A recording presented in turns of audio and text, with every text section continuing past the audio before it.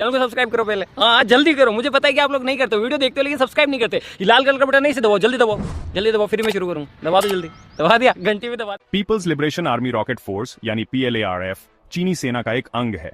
यह चीन के जमीन से मार करने वाले मिसाइल भंडार को नियंत्रित करता है और हाल के वर्षों में तेजी से बढ़ रहा है। PLARF की बढ़ती क्षमताएं कई देशों के लिए चिंता का विषय हैं। PLARF का प्राथमिक मिशन संभावित विरोधियों को रोकना है। यह बल शक्ति का प्रदर्शन करने के चीन के प्रयासों में महत्वपूर्ण भूमिका निभाता है। PLARF का आधुनिकीकरण चीन के आर्थिक उत्थान से जुड़ा हुआ है। चीन ने अपनी मिसाइल तकनीक को विकसित करने में भारी निवेश किया है। PLARF एक बेहद गुप्त संगठन है। चीन के पास छोटी दूरी की सामरिक मिसाइलों से लेकर अंतर महाद्वीपीय बैलिस्टिक मिसाइलों तक कई तरह की मिसाइलें हैं। यह PLARF को अपने आसपास और उससे आगे के विरोधियों को निशाना बनाते हुए विभिन्न दूरी पर लक्ष्यों पर हमला करने की क्षमता देता है। चीन के मिसाइल भंडार में DF-41 शामिल है, जो दुनिया की सबसे उन्नत अंतर महाद्वीपीय बैलिस्टिक मिसाइलों में से एक है। DF-41 की रेंज 15,000 किलोमीटर से ज्यादा है, जो संभावित इंडिपेंडेंटली से संयुक्त राज्य अमेरिका में किसी भी बिंदु तक पहुंच सकती है।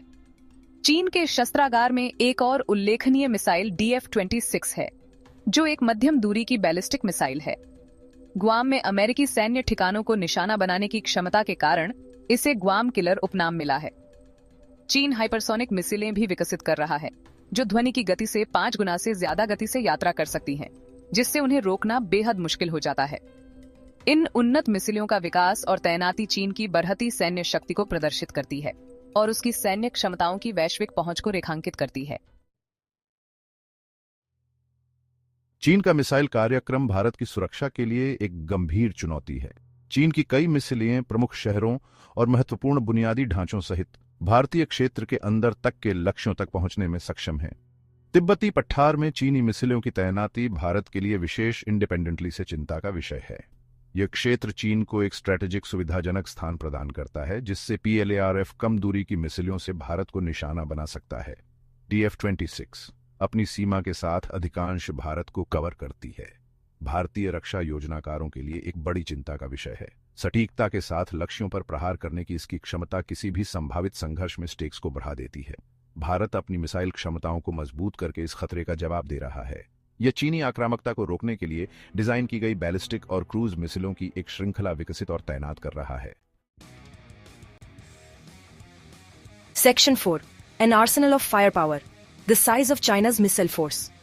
चीन का मिसाइल भंडार न केवल टेक्नोलॉजी इंडिपेंडेंटली से उन्नत है, बल्कि आकार में भी विशाल है। अनुमान है कि PLARF के पास 3,000 से ज्यादा बैलिस्टिक और क्रूज मिसाइलें हैं। चीन के पास मिसाइलों की विशाल संख्या चिंता का कारण है। यह विशाल शस्त्रागार चीन को इस क्षेत्र में एक महत्वपूर्ण सैन्य लाभ प्रदान करता है। चीन की मिसाइल सेना की संरचना भी लगातार विकसित हो रही है। चीन हाइपरसोनिक मिसाइलों और कई स्वतंत्र इंडिपेंडेंटली से लक्षित पूर्ण प्रवेश वाहनों या मायरविस वाली मिसाइलों सहित उन्नत मिसाइलों की अपनी सूची का तेजी से विस्तार कर रहा है। चीन के मिसाइल कार्यक्रम की पारदर्शिता एक प्रमुख मुद्दा है। चीन सार्थक हथियार नियंत्रण वार्ता में शामिल होने से हिचकिचा रहा है। Section 5. The tip of the spear PLARF and China's military strategy. PLARF चीन की सैन्य रणनीति में एक महत्वपूर्ण भूमिका निभाता है। इसे तेजी से चीन के अपने रणनीतिक उद्देश्यों को प्राप्त करने के प्रयासों के एक मुख्य तत्व के रूप में देखा जा रहा है। PLARF की भूमिका पारंपरिक निवारक से आगे भी आच रही है। चीन का सैन्य सिद्धांत सक्रिय रक्षा की अवधारणा पर जोर देता है। इस सिद्धांत को लागू करने के लिए PLARF की लंबी दूरी की स्ट्राइक क्षमताएं महत्वपूर्ण हैं। PLARF चीन की anti access area Daniel 2/AD रणनीति में भी महत्वपूर्ण भूमिका निभाता है। चीन की मिसाइल शक्ति के निहितार्थ दूरगामी है। PLARF के शस्त्रागार के विशाल पैमाने और परिष्कार ने इस क्षेत्र में स्ट्रैटेजिक गणना को बदल दिया है। पड़ोसी देशों और वैश्विक पावरियों को अब एक अधिक मुखर और सक्षम चीन से जूझना होगा। इस बदलाव ने एक क्षेत्रीय हथियारों की होड़ को जन्म दिया है, जिसमें भारत और जापान जैसे देश अपनी मिसाइल और रक्षा प्रणालियों में भारी निवेश कर रहे हैं।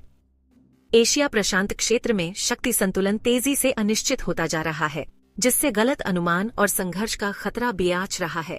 इसके अलावा चीन की मिसाइल क्षमताएं इस क्षेत्र में अमेरिकी सैन्य डोमिनेंस के लिए एक सीधी चुनौती पेश करती हैं। PLARF की एंटी एक्सेस एरिया डेनियल रणनीति का उद्देश्य शक्ति का प्रदर्शन करने और अपने सहयोगियों की रक्षा करने की अमेरिका की क्षमता को कमजोर करना है। अंतर्राष्ट्रीय समुदाय चीन के सैन्य विकास को करीब से देख रहा है। हथियार नियंत्रण प्रयासों में अधिक पारदर्शिता और जुड़ाव का आह्वान भी आच रहा है।